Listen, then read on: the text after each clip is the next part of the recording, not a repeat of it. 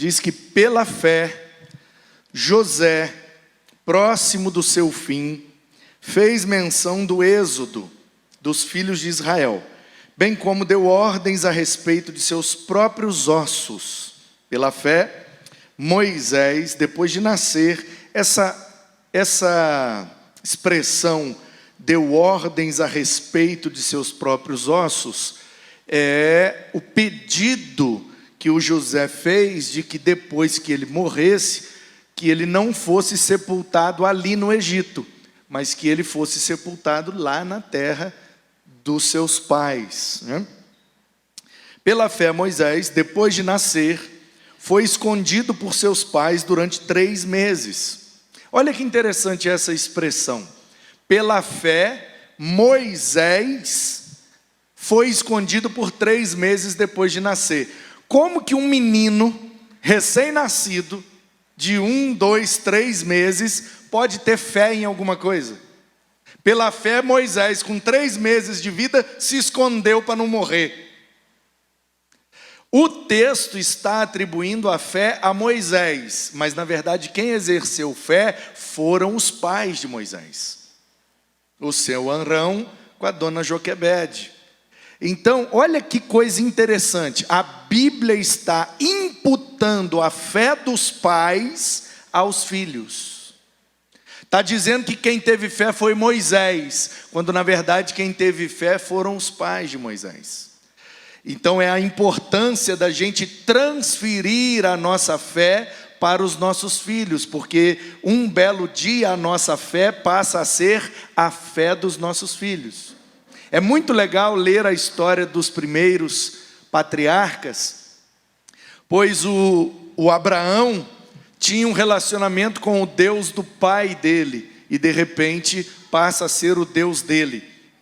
O Isaac dizia, o Deus do meu pai Abraão, até que um dia ele passou a dizer, o meu Deus.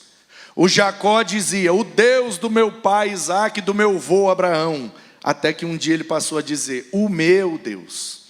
Então nós devemos passar a fé adiante, dentro de casa aos nossos filhos e fora para gerar filhos na fé. Porque a nossa fé sendo passada para a próxima geração, vai ser imputada à geração.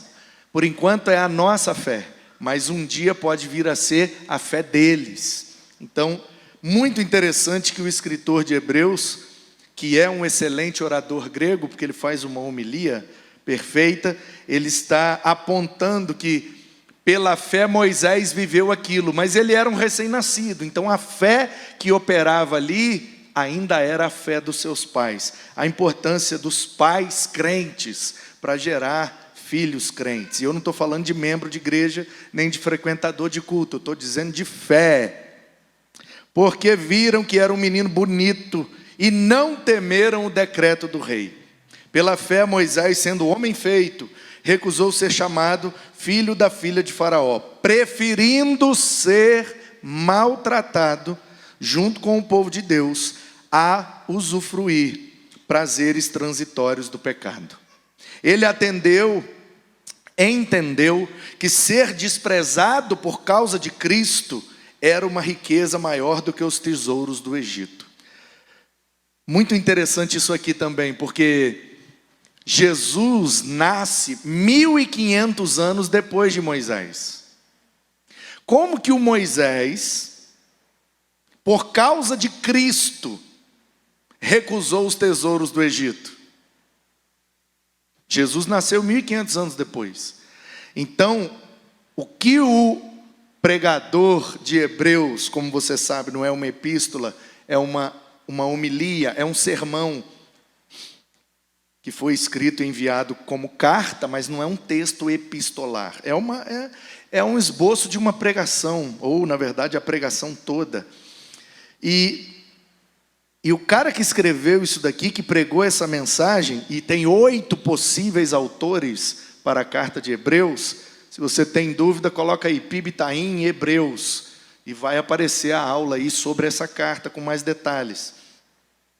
Ele está dizendo que, quando Moisés decidiu em não se beneficiar pelas coisas do Egito para cumprir a sua missão, que era de libertar o povo de Deus, ele está dizendo que o Moisés fez isso por causa de Cristo.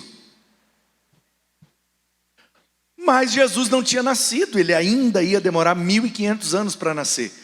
Jesus ainda não tinha nascido, mas o Cristo já estava sendo revelado. Desde Gênesis 3,15, o descendente da mulher esmagará a cabeça da serpente. Quem foi que escreveu isso? Moisés. Então Moisés já tinha, por inspiração divina, a noção de que um menino iria nascer para desfazer as obras do diabo e nos conceder a salvação. Por isso, mesmo sendo 1500 anos antes de Cristo, Moisés morreu crendo em Cristo. Coisa linda, né, gente? Amém? Ah, mas como que ele foi salvo crendo 1500 anos antes? Nós somos salvos crendo 2000 anos depois. Sim ou não? Então não importa a época que a gente exerce fé. Se a nossa fé está em Cristo, Deus vai honrar a nossa fé. E aí, pela fé ele abandonou o Egito, não ficando amedrontado com a ira do faraó, pois permaneceu firme, como quem vê aquele que é invisível. Eu acho lindo que o escritor não diz que ele viu aquilo que era invisível, ele viu aquele que era invisível. Ele não viu o que Deus fazia para ele, ele viu o próprio Deus.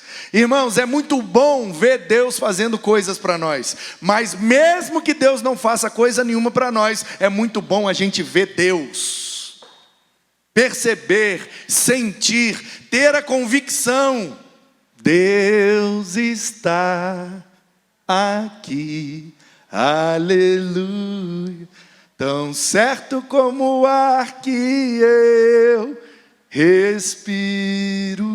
É muito bom a gente ter a certeza, essa convicção, esse negócio que a gente não vê, a gente não toca, mas a gente tem certeza, porque a fé é a certeza daquilo que a gente não consegue ver. E por causa disso, ele celebrou a Páscoa. Primeiro a fazer Páscoa na história da humanidade. Já tem 3.500 anos que a Páscoa é celebrada, principalmente entre o povo judeu e de Jesus para cá, também entre o povo cristão. Mas o primeiro a fazer Páscoa foi o Moisés, porque foi ele que recebeu a instrução: mata o cordeiro, passa lá nos umbrais e tal, e pá, e o anjo da morte vai passar, e os hebreus serão libertos, serão salvos. Então, a Páscoa, que apontava diretamente para Cristo, o Cordeiro de Deus, que tira o pecado do mundo, que salva a humanidade, que liberta o pecador, Moisés estava lá no início, desde a primeira Páscoa. E o derramamento de sangue para que o exterminador não tocasse nos primogênitos dos israelitas. Essa verdade de que o exterminador não toca o primogênito quer dizer: o diabo não pode vencer Jesus. O cordeiro vai ser morto e o seu sacrifício vai perdoar o pecado de todo aquele que crê. Pela fé, os israelitas atravessaram o Mar Vermelho, como se fosse uma terra seca. Quando os egípcios tentaram fazer o mesmo, foram engolidos pelo mar. Quero destacar aqui algumas palavras. Pela fé, a gente precisa aprender e exercitar a nossa fé. O José, que tem coisas para nos ensinar. O Êxodo, o pessoal saiu do Egito, houve ali uma libertação. Moisés, que pela fé inicialmente dos seus pais e depois com a sua própria fé, não temeu, amadureceu até se tornar um homem feito, preferiu ser maltratado do que usufruir dos prazeres do Egito. Ai, irmãos, que coisa linda isso, né? Abandonou o Egito e não teve medo do faraó. celebrou a Páscoa e atravessou o mar. O que é que nós precisamos para ter uma fé que liberta? Que nos liberta e que através de nós liberta outros. Primeiro a gente precisa viver pela fé. O Abel, o Noé, o Enoque, o Abraão, o José, o Moisés, todo mundo que está nesse texto só está aqui porque viveu pela fé. Portanto, não tem como servir a Deus sem viver pela fé. Sem fé é impossível agradar a Deus. Precisamos salvar mais. E é lógico que eu não estou dizendo aqui que nós podemos tomar o lugar de Cristo e nós, pelos nossos esforços ou caridade, salvar as pessoas. Nós não podemos salvar em termos soteriológicos, escatológicos, levar pessoas para o céu conosco. Isso só Cristo pode fazer, pelo poder do Espírito. Mas nós podemos salvar pessoas no sentido de libertá-las, no sentido de abençoá-las. Se você já teve a experiência de ajudar alguém em uma situação muito complicada, a pessoa, ai, muito obrigado, você me salvou. Eu estava, semana passada, pregando lá no Espírito Santo, e viajando, usando muito telefone, né, e tablet, e aí a bateria vai acabando, e você sabe que eu uso muito, graças a Deus, para responder vocês também. Então eu comprei um power bank, um carregador móvel, você sabe o que é, né? Negocinho assim que você pluga e pluga ali, você carrega ele. E ele tem até 4 cargas, então eu uso ele para carregar o telefone, o tablet, porque nem sempre tem uma tomada próxima. Tanto o meu telefone quanto o tablet, eles são de carregamentos ultra rápidos e não é qualquer carregador que carrega tão rápido, mas esse power bank carrega bem rápido e carrega completamente. Então eu ando com power bank sempre quando eu estou viajando, porque na emergência eu plugo ali e não fico sem telefone, sem tablet. Até porque, se eu ficar sem telefone, eu não consigo voltar para casa, porque eu não tenho documento, eu não tenho carteira, eu não tenho a passagem impressa, eu tenho tudo no telefone. QR Code, não sei o que, documento, cartão, está tudo aqui. Se pifar o telefone, pifou eu fico lá para sempre. Aí eu vou lá para a rodoviária, você pode me ajudar com R$1 para eu voltar para casa? Perdi meu telefone, não tem como voltar. Eu não tenho nem como ligar para vocês, por quê? Porque eu não sei o número de ninguém de cor. Está tudo na agenda, perdeu o telefone, perdeu a vida. E aí, eu estava pregando na PIB da Serra, teve um retiro que foi na BR, lá num sítio, pertence ao município de Guarapari, mas é na BR-101. E depois de lá eu voltei para a igreja, a PIB da Serra, preguei. Na segunda-feira eu fui para Cachoeiro de Itapemirim, que é o sul do estado.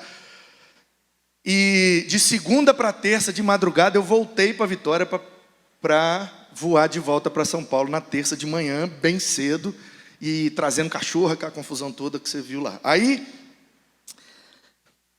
o rapaz que foi me levar de Cachoeiro lá em Vila Velha, para eu dar um cochilo lá onde eu estava hospedado, para depois pegar o cachorro e aeroporto e tudo.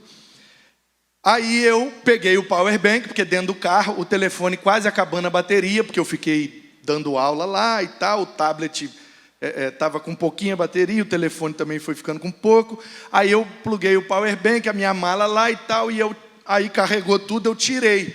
E coloquei o power bank assim, e o menino, aí eu desci com pressa, estava meio cansado, sonolento, e aí eu esqueci o power bank no carro. E aí eu subi, daqui a pouco toca o telefone, o menino voltou e falou, pastor, esqueceu aí.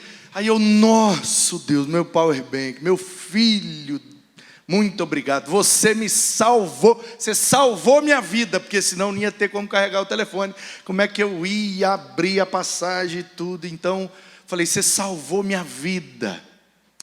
É claro que isso é uma hipérbole, mas é nesse sentido que eu estou propondo aqui. dizendo que quando a gente pensa nas pessoas, protege as pessoas, cuida das pessoas, a gente também está, de certa forma, salvando as pessoas. Salvando de cometer uma burrada, salvando de tomar uma decisão ruim, salvando de sofrer lá na frente, bater com a cara no muro. A gente pode viver na perspectiva da salvação, não somente na salvação escatológica, ir para o céu depois de morrer, mas também salvação diária, porque a gente o tempo inteiro precisa ser salvos de alguma coisa que nos prejudique. Então a gente precisa, nesse sentido humano e cronológico, salvar mais pessoas. Como, aliás, e esse salvar aqui vem do nome, tá? O nome do José, também do Josué, que aponta para essa salvação, né? O Yeshua do Josué, a raiz ali é apontando para a salvação, aquele que salva, o que traz a salvação, que é inclusive o mesmo nome de Jesus. Então, gente, nós precisamos sair mais, porque disse que o povo saiu do Egito. Saiu do Egito. A gente pode ler a história na perspectiva narrativa, e claro, Egito ali é um lugar geográfico, o povo saiu daquele lugar, saiu daquela opressão, daquela situação ruim, mas a gente pode entender Egito de maneira figurada. Egito é tudo aquilo que nos prende, tudo aquilo que nos oprime, o que o faraó fazia com os hebreus, é o que o diabo continua fazendo com muita gente, e às vezes até com a gente. Ele não tem o poder de nos possuir, porque ele não é mais poderoso que o Espírito de Deus, que já nos possui, mas ele tem o poder de nos oprimir, de nos tentar, de influenciar, e a gente precisa sair fora disso. Assim como eles saíram do Egito para serem libertos do jugo do faraó, nós precisamos ficar espertos para sair das armadilhas do inimigo. Porque ele vive colocando casca de banana para a gente escorregar. A gente precisa estar esperto para não cair. E agora eu quero tirar essa lição aqui do nome e também principalmente da vida do Moisés. Você sabe, o Moshe, ele é o tirado da água, ou literalmente da água. Porque, né, a filha do faraó pegou ele lá na água e por isso ele teve esse nome. Só que, quando lá no Monte da Transfiguração, já no Evangelho, com Jesus discipulando ali os 12, sobem com ele ao monte. E ali o Pedro e o João, mas principalmente o Pedro, que é o mais falastrão, ele acaba aparecendo na história, aquele pedido, né? Aquele desejo do Pedro, muito curioso: Senhor, vamos ficar aqui em cima para sempre, vamos fazer uma barraca aqui, vamos morar aqui. Nossa, está tão boa a presença de Deus, olha que coisa linda. E ali houve uma transfiguração, ou seja, apareceu para eles o Moisés e o Elias, onde Moisés e eles são relatados numa leitura simbólica lá em Apocalipse como as duas testemunhas da obra de Cristo, onde Moisés aponta para a lei e Elias aponta para a profecia. Então, a lei e os profetas, é isso que conduz aquele povo. A lei e os profetas, a lei e os profetas. Jesus fala isso muitas vezes: vocês conhecem a lei e os profetas, quer dizer, a vontade de Deus para vocês.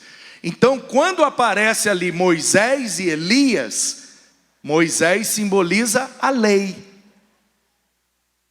Então, pela fé, Moisés, o que eu aprendo com Moisés? Moisés fez muita coisa, mas eu acho que o principal legado de Moisés, e isso é confirmado lá na transfiguração, é que ele foi o homem que trouxe a lei de Deus.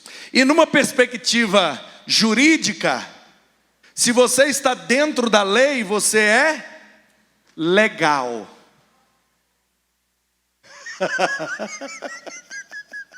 Que manobra, hein? Que manobra para fazer essa aplicação. Portanto, juridicamente falando, legal quer dizer dentro da lei. A gente acabou usando esse termo para uma outra coisa.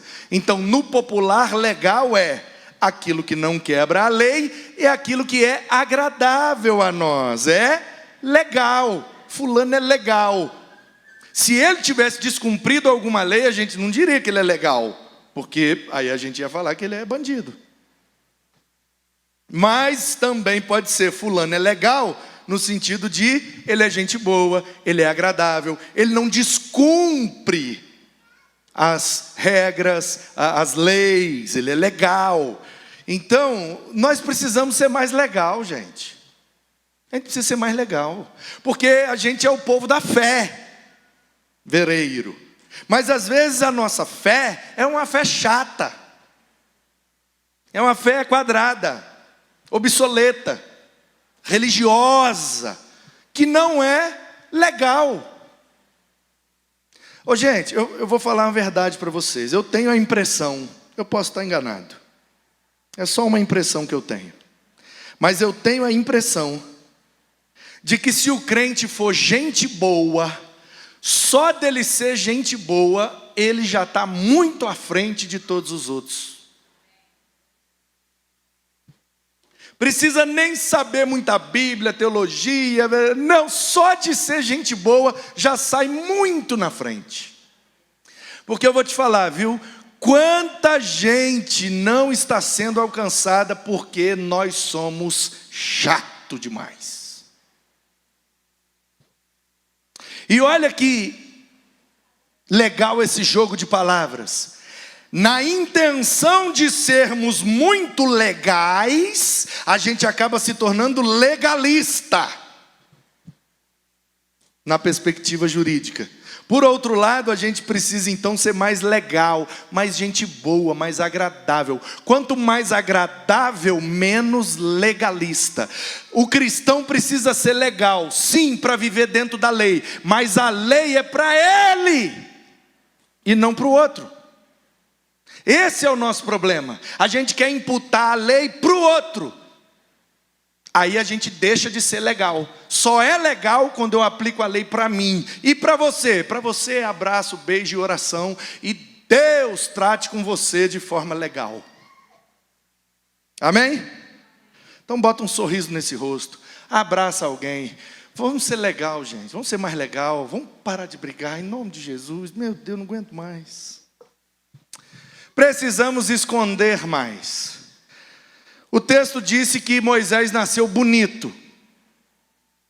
E dona Joquebede falou, que dó, como é que eu vou matar um menino bonito desse? Eu sei que o faraó mandou matar. Mas não é porque é meu filho não, já viu quando a mãe fala isso? É maravilhoso, né?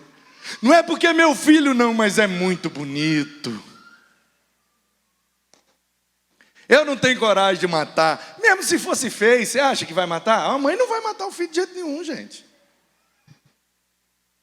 E para a mãe, todo menino é lindo.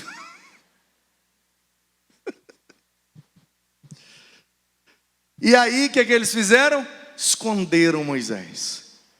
Isso aqui traz para nós um princípio muito delicado e eu vou tomar muito cuidado para falar de um jeito que não me dê problema. Mas o que está acontecendo aqui foi descumprida uma lei humana para preservar uma vida humana. Eu acho que é esse o princípio escondido aqui.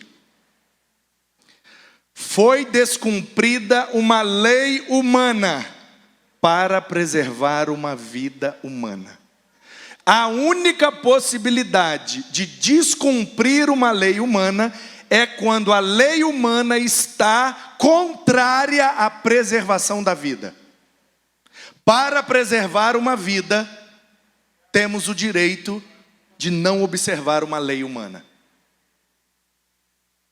O sinal está vermelho, não pode passar, mas tem uma pessoa passando mal aqui dentro do carro, que precisa ser socorrido urgentemente. Então eu vou quebrar a lei humana para salvar uma vida humana. Depois eu me viro com as consequências. É exatamente isso que o seu Anrão e a dona Joquebede fizeram. Eu sei que nós estamos descumprindo a lei, mas nós não vamos matar o nosso filho, não. Então, nesse sentido, a gente precisa se esconder mais. No sentido de não ficar muito exposto para as leis humanas prejudicar a nossa vida humana. Vamos viver mais voltado para a lei de Deus. Porque se a gente cumprir a lei de Deus, a gente não descumpre a lei dos homens. A gente é justo, é correto, é amoroso, é benigno, é bondoso, é correto, é fiel, é leal. Então, a gente não descumpre a lei humana. Vamos focar na lei de Deus, nos esconder nesse sentido, para que o nosso inimigo não nos ache tão fácil. Às vezes a gente tem que usar de estratégia, irmãos. Às vezes a gente tem que, ser astuto como a serpente, manso como pomba. Mas não é para viver, não, fica esperto, irmão. Entendeu? O inimigo está aí querendo pegar, esconde dele, não dá mole não. Precisamos ter mais coragem. O texto diz: Moisés não teve medo do faraó e fez tudo pela fé. Às vezes a gente deixa de fazer algumas coisas porque o medo é maior que a fé. E o texto está dizendo exatamente o contrário. Se ele conseguiu vencer o medo pela fé que ele viveu, então a fé nos dá mais coragem. Por isso que a gente precisa viver pela fé, porque tem hora que o medo nos paralisa. E o medo, ele foi colocado na gente por Deus. Não só o temor, o medo também. Sim, o medo foi colocado por Deus. Qual é o perigo do medo? Passar do limite do que Deus colocou para ser o medo. Então eu penso assim, eu vou fazer agora uma ilustração, eu vou subir em cima desse teclado. E vou fazer um negócio aqui, e depois eu... Aí eu olho para o teclado, aí eu lembro do meu peso. Aí eu tenho medo de eu não vou subir não, gente. Vai que eu escorrego, vai que eu tropeço, vai que eu caio e quebro o joelho aqui, vai dar um problema no meio da mensagem. Não, esquece esse negócio de teclado, vou mexer com isso não. O medo me impediu. Até esse ponto, o medo é saudável, para gerar precaução. O problema é quando o medo paralisa a gente. E a gente fica travado. Bom, eu precisava fazer uma ilustração. Eu pensei em subir no teclado. Mas eu estou morrendo de medo. Então não vou fazer ilustração nenhuma. Nesse ponto o medo já começa a ser prejudicial. Então beleza, o medo me fez pensar com precaução. Eu não vou ilustrar subindo no teclado. Então eu vou fazer aqui no chão mesmo. Então eu faço o que eu tenho que fazer de forma mais segura e mais precavida. Nesse ponto o medo é saudável. Porque se a gente não tem medo, irmão, a gente morre muito fácil. A gente faz muita besteira. Quantas vezes, por medo, a gente deixou de fazer alguma coisa e aquilo salvou nossa vida. Então o medo ele é saudável até esse ponto. Aprendi isso com Max Lucado. Max Lucado tem um livro que eu recomendo. Eu não sei se eu tenho como te ajudar, mas eu posso ver se tem. Esse livro aqui, que ele inclusive fez o lançamento no Brasil, lá em Vila Velha, na Missão Praia da Costa. Eu estava lá, tive o privilégio de conhecer, conversar um pouco com ele. O Max Lucado escreveu esse livro aqui que é maravilhoso, que a síntese do livro é exatamente o que eu acabei de falar. Ele chama Sem Medo de Viver. Ele pega alguns textos da Bíblia que que falam, né, sobre essa dinâmica do medo e tal. E ele, então, ensina nesse livro, e eu fiz aqui uma síntese, de que até esse ponto da precaução, o medo é saudável. Mas se passar desse ponto, aí o medo começa a travar, e aí a gente deixa de viver tudo que Deus tem para nós, por causa do nosso medo. Então, o ideal é a gente viver com muito temor e sem medo de Deus, para que o medo seja somente saudável para nos manter sempre precavidos. Vamos continuar então? Precisamos ter mais coragem e precisamos amadurecer mais. O texto diz que quando Moisés era bebê, ele viveu pela fé, só que pela fé dos seus pais. Mas agora não, agora ele já está um homem adulto. A versão que eu usei diz homem feito. Moisés amadureceu e depois ele viveu pela fé dos seus pais, mas agora maduro ele precisa viver da sua própria fé. Então nós precisamos amadurecer mais. O que é amadurecer na fé? Não viver baseado na fé do outro, mas viver baseado na fé que você exercita. Sabe o crente 6 horas? Você conhece o crente 6 horas? 6 horas por mim, porque eu vou fazer uma prova. 6 horas por mim, porque não sei o que, não sei o que, não sei o que. 6 horas por mim, que não sei o que, não sei o que lá. Eu não estou dizendo que pedir oração é errado, não, eu peço todo dia. O que eu estou dizendo é que esse crente 6 horas, ele só vive baseado na fé dos outros. Ai, Kelly, ora por mim, porque se você orar eu vou arrumar um namorado. Eu sei que se a Kelly orar, arruma mesmo. Mas o ideal é a gente amadurecer. Eu até poderia pedir para Kelly orar, mas quer saber? Eu converso com Deus, eu tenho acesso, em espírito em verdade, o véu foi rasgado. Ô Jesus, o negócio é o seguinte, o senhor não vai me abençoar? Não, estou aí na fila, me ajuda. Amadurecer para que a gente viva pela fé que a gente exercita, ao invés de ficar terceirizando a fé.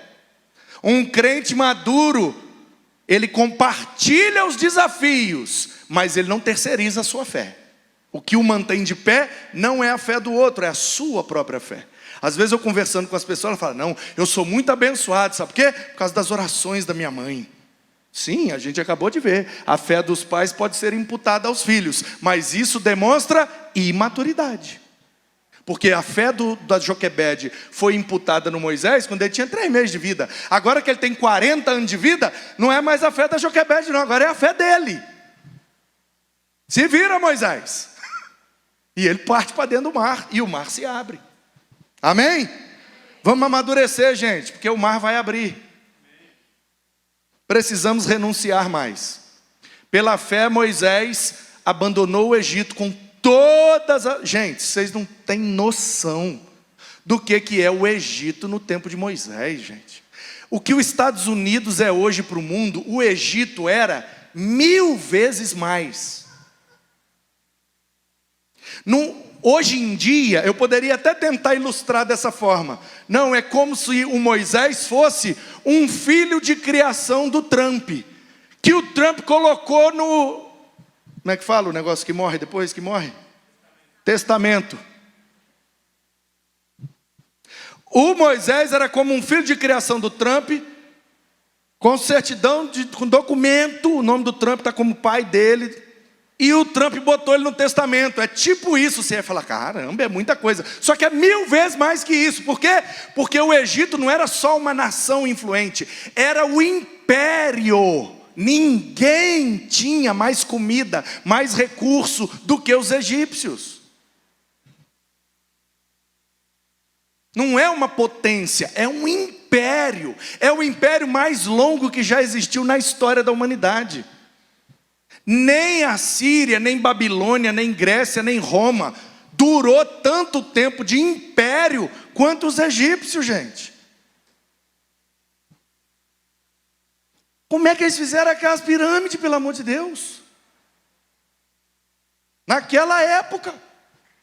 Bota nós para fazer uma pirâmide daquela hoje. A gente não faz nem de 2 metros.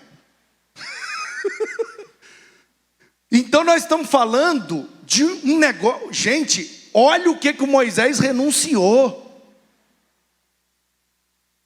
É você pegar o Moisés para os dias de hoje. Ele é filho de criação do Trump, do Steve Jobs também, e do outro lado da Microsoft, Bill Gates, do Trump, do Bill Gates, do Steve Jobs, do Elon Musk, do Yao Ming, descendente de todos os homens, dos Rockefeller. Todos, pega os 100 homens mais ricos do mundo e existe um cara hoje que é herdeiro de todos eles. É isso que Moisés está abrindo mão para poder ir para o meio do deserto cuidar de ovelha. E a gente não quer abrir mão de uma horinha, abrir mão de um prazerzinho, abrir mão de um lazer, de um negocinho. A gente não quer abrir mão de nada. Aí a gente quer ter as mesmas experiências de Moisés, mas não renuncia o tanto que ele renunciou.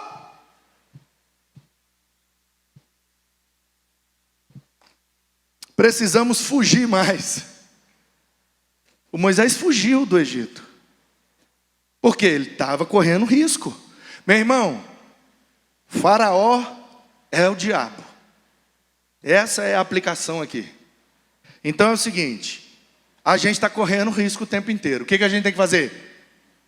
Resistir ao diabo, e ele fugirá de vós. Então nós precisamos fugir daquilo que o diabo está tentando nos prejudicar, pois fugindo das armadilhas, o diabo é quem fugirá de nós.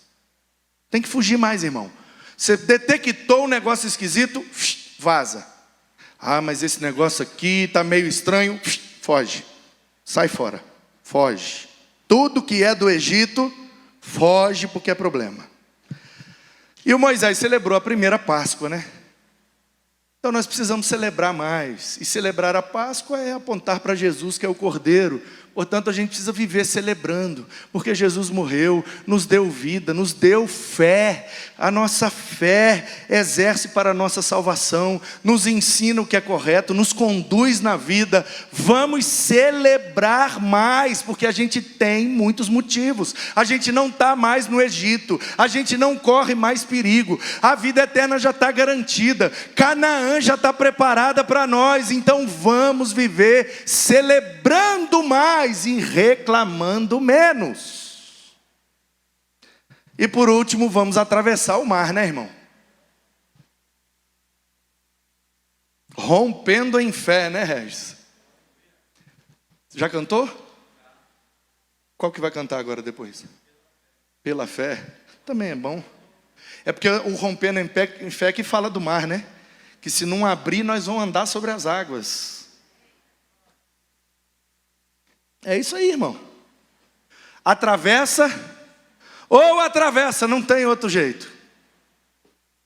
Mas aqui eu queria fazer uma aplicação aqui também para a nossa vida profissional, acadêmica, familiar, para o nosso crescimento pessoal. A gente começa muita coisa e às vezes não termina o que começou. Você imagina se o Moisés com aquele povo fosse até a metade do mar e... Ah não, já foi metade, né? Nossa, já foi bastante. Vamos armar as barracas aqui mesmo. E já que o mar secou, né? Já que aqui não tem mais água, vamos armar as tendas aqui na metade. Já foi metade, né? Nossa, metade já é muito. Metade tá bom. Armasse a barraca ali, o mar morreu, acabou. Metade não é suficiente. E se eles chegassem 99% lá, falta 10 metros para chegar na terra seca. Nossa, mas já foi 99%, né? Olha lá, a gente nem consegue ver o Egito mais. Ah, vamos armar as barracas aqui mesmo, já está bom, 99%. Nossa, é muita coisa, né? Não era suficiente. Tem que atravessar tudo. 99 não é 100. Quase não é tudo. Conhece o quase salvo, totalmente perdido? Às vezes a gente vive dessa forma. Começa e não termina. Começa e não termina. Não atravessa, não vaza do outro lado. Irmão, orientado por Deus, abençoado por Deus, sem desagradar a Deus. Se você começou, por favor, em nome de Jesus, atravessa. Não tem como. No Antigo Testamento, a mulher que olhou para trás virou sal. E no Novo Testamento, o cara que está com a mão na arada e olha para trás, não presta para Deus. Portanto, tanto no Antigo quanto no Novo, a gente tem orientação. O crente anda para frente. Diga ao povo que marche. Ah, mas falta muito. Marcha, meu irmão. Ah, mas eu não consigo nem ver do outro lado ainda. Marcha, meu irmão. Vamos para frente. Vamos com fé. Nós vamos atravessar. Se é um mar a gente atravessa, se é um deserto a gente atravessa, se é uma muralha a gente atravessa, não importa o desafio que está diante de nós, com fé em Deus a gente atravessa e chega do lado de lá. Então o que é que nós precisamos para ter uma fé que liberta? Nós vamos ler junto e você vai ler bem alto. Fica de pé, por favor, para sua voz sair mais bonita. E eu tenho um pedido para fazer para vocês. Estou sentindo que a igreja está um pouco mais vazia do que normal. Tem bastante gente, está ótimo.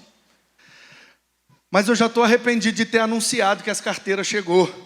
E eu falei, depois do culto, nós vamos fazer um mutirão e vamos subir as carteiras. Eu acho que o povo não veio por causa disso. Misericórdia, vou ter que carregar as carteiras? Ah, não vou não. Vou ficar no online. Então, para você que veio, você vai ter esse privilégio. Porque daqui a alguns anos, a gente vai estar conversando e você vai falar assim, eu lembro quando a gente ainda não tinha esse templo gigante, quando a gente ainda não era a maior igreja de São Paulo, lembra que a gente estava num culto e chegou sem carteira, você vê hoje, né? Hoje a gente tem 5.000 carteiras aí, e a gente naquele culto de quarta-feira, o pastor botou nós tudo para subir carteira, eu estava lá, eu ajudei a subir as carteiras. Você vai ter esse privilégio. E quem vai subir a primeira carteira vai ser eu. Que afinal de contas, tem que dar o exemplo. Então, você está proibido de ir embora, a não ser que você tenha um laudo médico. Não pode ir embora sem subir pelo menos uma carteira lá para as salas.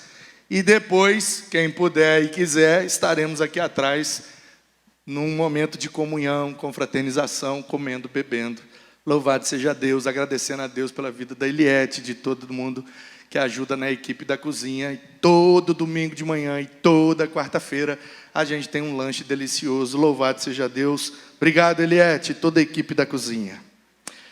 Dá um glória aí pela vida da irmã, meu Deus. Nossa, mas vocês estão demais, hein? Pelo amor de Deus. Vocês não jantaram, não? Claro que não, né?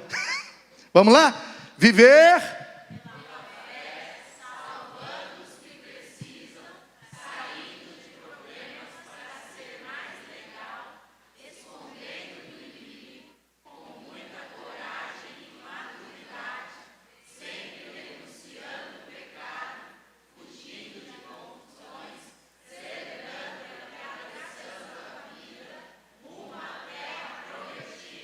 Amém.